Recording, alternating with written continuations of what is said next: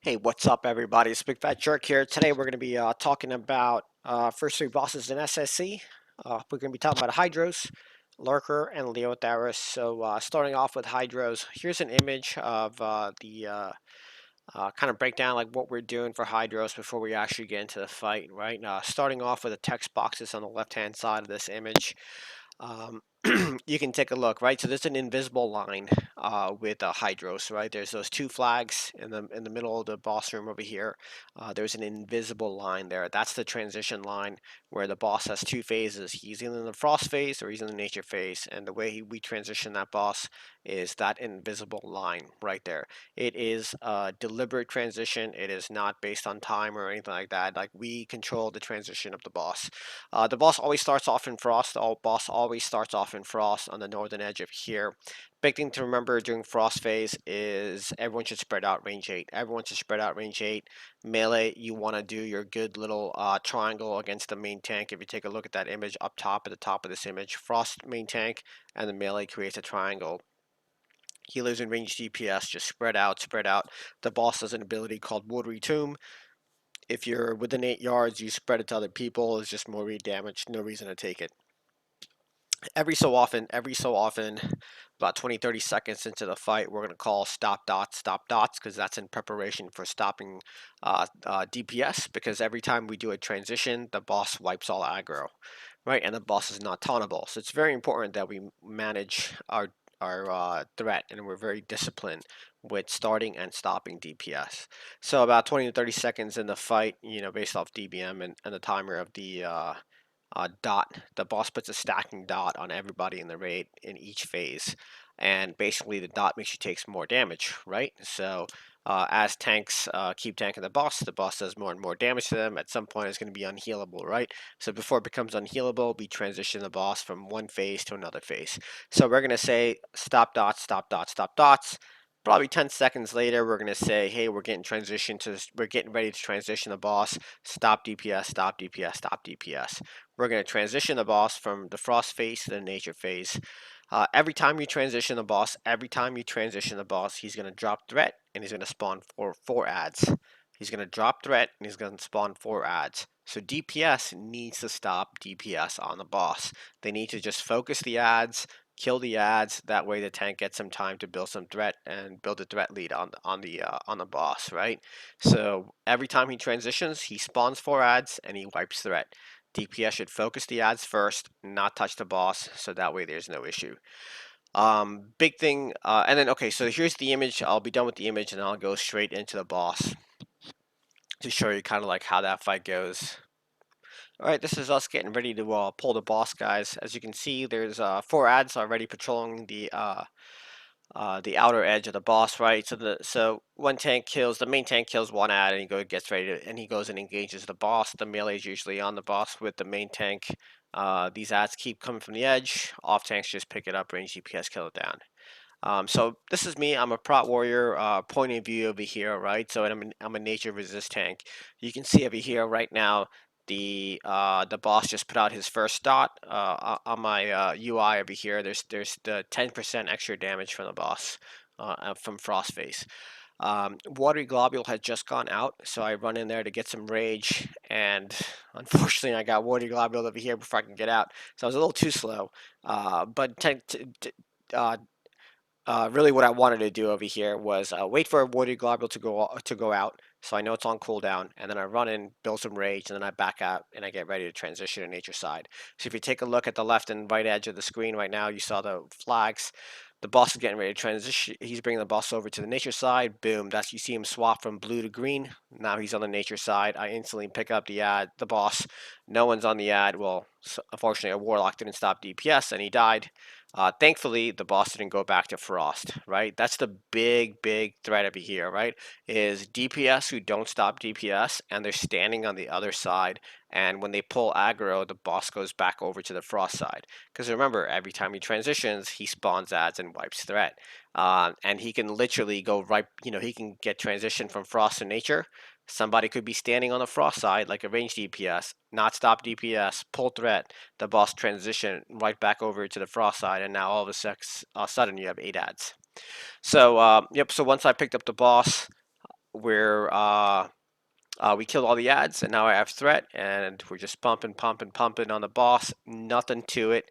On the nature resist side, you know, there's only a dot. There's no range aid or anything like that mechanic. So you see the market corruption 100% just got out, and that was a good transition there, right? We want to transition right when that 100% damage increase comes out. So even though I'm the nature resist tanks, every time ads come out, 4 ads come out, I try to help out the off tanks, right? Nature resist tanks should be helping out the off tank pick up these ads. It was a Feral Druid over here, so we had already discussed pre-raid, like, hey, Feral Druid, you stay in one spot, you keep swiping all these ads, and if there's anything that runs out to the raid, I'll taunt and I'll bring it back. So have some sort of system worked out with your off tank. All right, so I got plenty of rage right now. We're at 2 stacks, right? We're at 2 stacks, 25% damage increase. You wanna transition right at the 100% mark, or you know, a couple seconds before the 100% mark. On our first attempt, we were transitioning at the 100%, or a few seconds after the 100%. Man, I was getting hit for like 9k, and I'm max nature resist. So that was pretty crazy. All right, so boss transitions, boom, I pick him up right away. He's at 44% HP right now. So you see, I bring him a couple yards away, you know, at least like 10, 20 yards away from that flag. So if someone pulls threat, you know, they have a couple of seconds to move from that frost side to this nature side if they pull threat, right? You don't want to tank the boss right by the boundary of the transition, because then you don't have any time to react. So you want to pull these bosses far away from the flags, so that if someone does pull threat and they're standing on the wrong side or the other side, they have time to move back to the same side. And that way there isn't a transition when you don't want a transition to happen. So nothing to it, right? On nature's side, he puts out a dot, nothing crazy, just heal through it. Yeah, DPS boss, don't pull threat. Pretty simple. So I'm getting ready to take 4 stacks to be here. I transition over right when 100% goes off. Boom, right? Ads come out. Feral Druid's picking them up. I'm picking ads up. No one's on the boss. We're all DPSing ads right now. That one got away. I think this one a Warlock. Yep, see, I stunned it. So these ads are stunnable. They're banishable. But you really don't want to banish you. We just want to kill it. You know, I mean, you can slow them. This one got banished because I think the Warlock was afraid he was going to die. So he did the right thing. You know, he was afraid he was going to die, so he banished. But that's it. Kill ads. DPS boss. Stop DPS, kill ads, DPS boss. There's really nothing to it. I think we have one more transition or 2 more transitions. Boss at 27%. I think we had 2 more transitions on this kill. So I'm just waiting here, waiting for it to pick up this thing. I taunt it, I bring it back to the butt of the boss. We're getting ready to transition here in about 3 seconds. So I move to the nature resist side. I'm picking it up, waiting to pick it up. I'm waiting until until you see that green. There you go. When he sees that green, that's when you know that he's transitioned from frost to nature, and threat is dropped. So I wait, and I wait to do that shield slam right at transition. So I'm holding it. We're killing ads. We're killing ads right now. Building threat, and I think we do end up transitioning this boss one more time. But that's the fight right here, guys, right? It's all about stopping DPS when you're supposed to stop DPS. It's all about executing that discipline, right? Acknowledging the fact that sometimes, if you want to kill a boss, you have to stop DPS, right? I mean, people don't want to do that, but that's what needs to be done. Is just execute a little bit of discipline so that you can actually kill the boss and move on. So I had shield wall up, but I didn't. They didn't want me to use shield wall, which is fine. It's 5% left, so we just played it safe over here. We transitioned, and unfortunately, we had a double transition there. Right, someone pulled threat, 5%. They didn't execute discipline. Right, they're like, "Oh, I'm just gonna keep pumping. I'm gonna keep pumping." Literally, when the boss transitioned over here, right, you see it. Someone pulled threat. He went right back to nature resist side, spawned 4 ads. Then he went right back to frost side because the frost tank got aggro again, and he spawned another 4 ads. So thankfully, I had AoE taunt up. I had shield wall up. Uh, but but that's the fight right there for Hydross, and we're gonna go right into Lurker, guys. Right into Lurker here. So that's me once again, Prot Warrior, staying in the water, taking that scalding water damage. It's 1,000, nothing too significant. Most important thing about Lurker when you're tanking him is you want to be right up in his face, right up in his face as a main tank because he does a whirl, right? So we want to make sure that I got a double whirl over there. That's buggy. That's like PTR buggy thing, double whirl. Never happened again throughout the fight, but you basically want to be right up in him so that when he whirls you, you're still in this melee hitbox so that melee don't get gimped. Another tip over here, here comes a spout. I'll talk about that tip later. So when spout happens, remember guys, you gotta jump in the water. You gotta jump in the water when that spout happens, right? Always be on the edge of a platform. Never be in the middle of a platform. Just be on the edge so that when spout is coming, all you have to do is just tap your movement key once and you're sitting in the water. Remember, you always want to swim in the water. You never want to jump in the water. Okay, you always want to swim in the water. When you jump in the water, you reset the dot and you take double scalding water damage, right? So instead of 1,000 damage, you take 2,000 damage when you jump. So always swim in the water. Your head does not need to be underwater in order to dodge spout. Your head can just be absolutely over the water and you just dodge spout just like that. As long as you're in the water, you're going to dodge spout. The tip that I was talking about earlier. So, tip for all the fishing, for all the fishermen's, right, with a fishing skill, you want to be at max range when you fish. You want to be at max range. Don't be right up on the platform because the boss is going to melee whoever is closest to him. So if the people with the fishing skill stand at max range and the tank is standing right at the edge of the platform, when the boss comes out, it'll hit the tank and not the clothies that are fishing.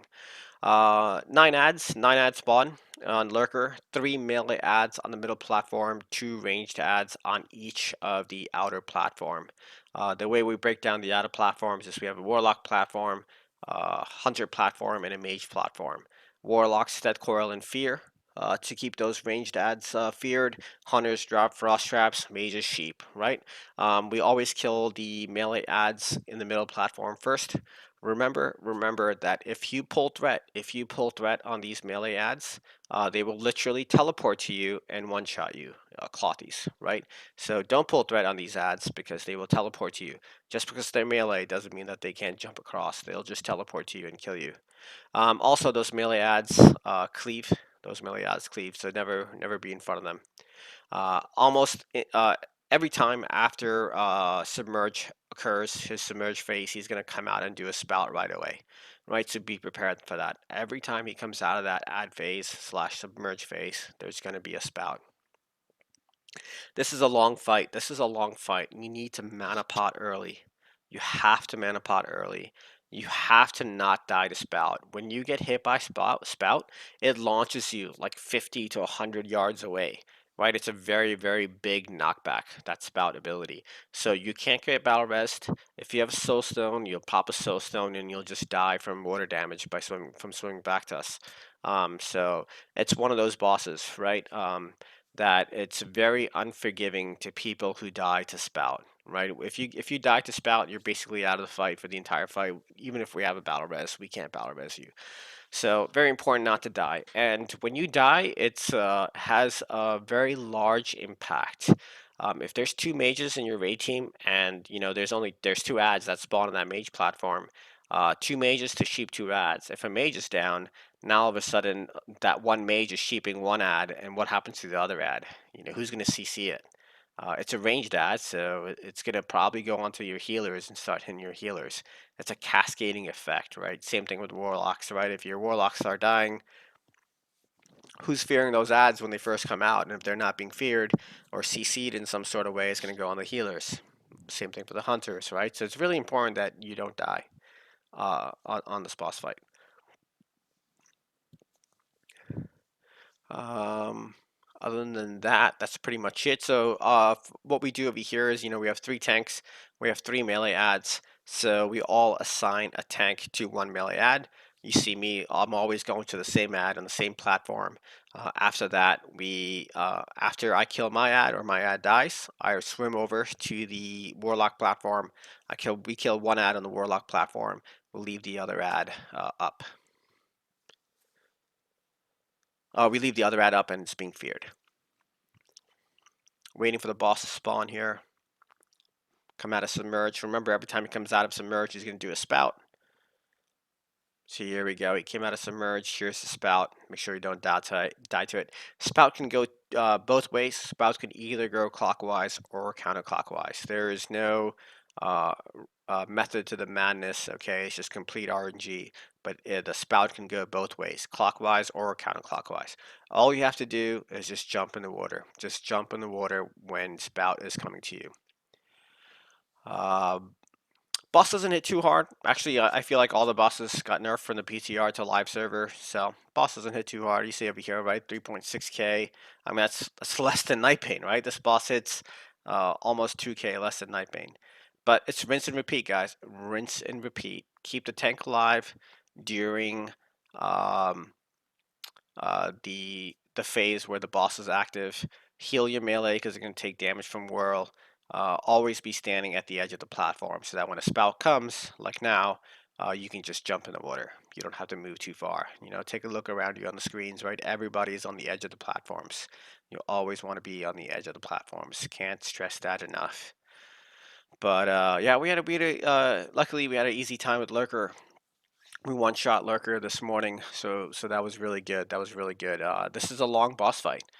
This was a 7 minute, yeah, almost an 8 minute boss fight for us. So when you wipe on Lurker, you got to run back, you got to buff up, and you have to do another 8 minute boss fight. So easily, one wipe on Lurker will cost your raid team 30 minutes, and it's huge. It's huge when you're only raiding for 3 hours. So, um, very important to execute the mechanics on this boss, all right, because it can make or break your raid. Having to run back and constantly do wipes on Lurker, it's not very time efficient at all. And it's just rinse and repeat, guys. Rinse and repeat. Don't die to spout. Don't die to spout. That's the best tip that I can give you.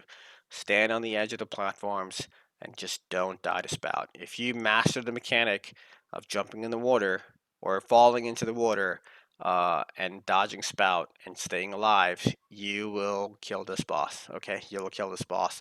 Not a hard boss at all. And always remember what I said, right? See, I'm jumping in the water over here. I took an extra 1,000 damage. Don't jump in the water. Don't jump in the water. Just swim. Once you're in the water, just swim. Don't jump. I didn't jump over there. I got hit by a whirl. But that's pretty much it. So here's 7%. Boss is about to die over here. During whirl, because I'm tanking, during whirl, there's a lot of things happening. I try not to stay in the water just to help healers for a few seconds here. Try to take a little bit less damage to alleviate healers because you never know who they're healing and what they're doing. Last thing I want to do is keep stressing the healers when I don't have to, right? Um, but here we go, guys. We're about to kill Lurker. Lurker dies. Sadly, he did not drop the main hand weapon, so big sad on that. But next boss, guys, is going to be Leotheras. Remember the All right, next up, guys, is Leotheras. So Leotheras starts off with 3 ads. These ads are very dangerous. Do not sleep on these ads, okay? Um, Tanks, you can pick them up and you can group them together. Everyone else needs to spread out. Everyone else needs to spread out. These guys do an ability called Mind Blast, and it's a splash damage ability, okay? It is possible that 2 of these ads can target you at the same time and cast double Mind Blast on you, and that's double splash damage to anyone else around you. So the entire raid, other than tanks, needs to spread out. It's rough when they spawn this on melee, so I don't know melee get out, but just yeah, they need to die. They don't have a lot of HP, but remember, Mind Blast that they cast, it's not interruptible. You cannot interrupt it. That's the most dangerous thing over here is Mind Blast, especially when they cast it on melee. Range, look at all the range over here, right? Nice little semicircle. Just spread out, spread out, spread out. All right, once again, Prot Warrior point of view, right? Again, so right now I'm just building rage on Cross. I was tanking Skull over there. So after Cross dies and I have full rage, I'm going to go stand by the boss, wait for Green Triangle to die, and then get ready to pick up the boss. Alright, so I got myself some full rage over here. I'm standing ready. Green's at about 50% right now. So I'm just waiting, waiting. You kind of want to tank Leotheras in the middle of the room so that the entire raid can spread out around the room. This is another discipline fight, guys, right? You got to stop DPS and start DPS when it is time. So he has two forms. He has a human form and a demon form. He first comes out in his human form. He has one ability. He has one ability in human form. It is a whirlwind. It is a whirlwind. That's all he does. He's going to target one person and he's going to lock onto them and he's going to whirlwind towards them for a couple of seconds. Drop that target, pick another target, whirlwind towards them. If you get hit by whirlwind, he's going to drop a bleed. Now, the moment that he comes out of that whirlwind, he's going to drop threat. Basically, every time he does an ability, at the end of that ability, he drops threat or wipes threat, right? So you always have to stop DPS when DBM tells you. So here's another whirlwind that comes out, right? Boom, whirlwind is about to come out. He's going to wipe threat. He's going to pick one person. He's going to focus them. He's going to run away. Good tooltip over here as a Prot warrior is if you're short on rage, just go get hit by a whirlwind so that you can build threat. Alright, so right here after this whirlwind, we got lucky. He went into his demon form. So that's the second form. He has a human form or a demon form. The demon form has to be tanked by a warlock that has max fire resist. You have to be 365 fire resist as a warlock. He does hit pretty hard. So you can see over here, circle. Stay safe is our warlock tank. He's got full threat on him. Boss is pumping on him. Boss does I forget the name of the damage that he does. It's hard for me to read on the screen. But whatever damage he does, it's a splash damage. His Shadow Bolt or Shadow Nova ability is a splash damage. So whoever is Warlock tanking, we mark him so that nobody else stands by him, right? Because if you stand by him, you're going to get hit by that splash damage for no reason. During Demon form, he has one ability as well. One ability, and it's called uh, shadows or ghosts, right? Basically, what happens is he picks 5 raiders. He picks 5 raiders, and those 5 raiders spawn a ghost or a copy or an image of themselves, right? Only you can kill your own image. And it has to be you. So if you're a pet class like a hunter, your pet cannot get the killing blow. Your pet can help you kill it, but your pet cannot get the killing blow. If you do not, you have about 20 seconds to kill your image or your copy. If you cannot kill it within 20 seconds, or if you're not the one to get the killing blow on that copy, you get mind controlled for 10 minutes.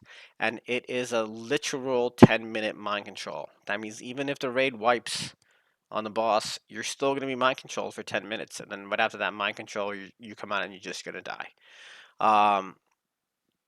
And that's the whole fight there, guys. Human form, demon form, all the way until 15%, right? Always remember, when he whirlwinds, he wipes threat. When he stops whirlwinding, he wipes threat. When he swaps from human form to demon form, he wipes threat. When he swaps from demon form to human form, he wipes threat. Everything he does, he's always going to wipe threat. So you have to stop DPS, have to stop DPS. You have to look at your DBM timers. Over there, you see those little shadow images, right? So those are the copies that he's spawning. I believe they have a lifeline. Yeah, you see a little purple beam go into the person so the person knows.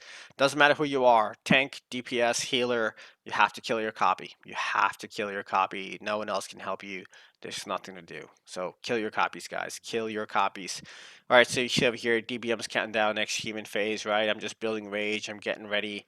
I'm looking at my threat meter to know that when he swaps, so even though he swapped a human form, he didn't really drop threat, right? You gotta wait. It takes a second or two for his threat meter to actually reset. So that's why it's very important to stop DPS, right? You can't just keep pumping into him. So now he's coming out of whirlwind. I try to pick up threat here. I did get threat, right? It's tough as a power to pick up threat, especially if people don't stop DPS. Because what happens is one guy pulls threat and it's running towards him. He might stop DPS then, but all the other people don't realize that you don't have the boss, so they just keep pumping into him because they're not number one threat, and then it just ping pongs around the room. So just stop DPS, stop DPS. It's not a race, it's not a sprint, guys. It's not a sprint, it's a marathon.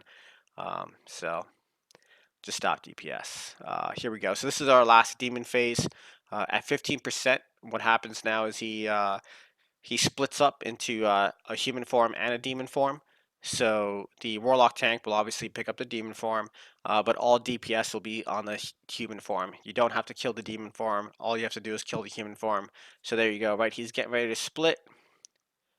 well, he just transformed to human form. He should be splitting here at 15%. So he's doing nothing. I don't know. He's doing some RP or something like that. But we're waiting for him to split. There's a split. Try to pick him up. But a mage got 5k threat on him right over there, right? What am I going to do? I'm trying to pick up the boss. I got no rage myself. It's a rough life. It's a rough life for Prot warriors. So now he's whirlwinding. So look, I'm running into him to take some whirlwind hits so that I can get some rage. And we got about 1 second. There we go. Whirlwind just ended. So I'm going to try to pick up the boss. And yeah. Warlock pulled threat, intervened him, and thankfully I was able to land another hit on the boss and pull threat. And there you go. I try to keep the boss in the middle of the room. And yep. So we just try to maintain. It's just maintaining chaos, guys. Just maintaining that chaos. So remember when he stops whirlwind, he's gonna drop threat. But yep, I was able to pick out the boss over here. I'm just tanking and holding him, over here.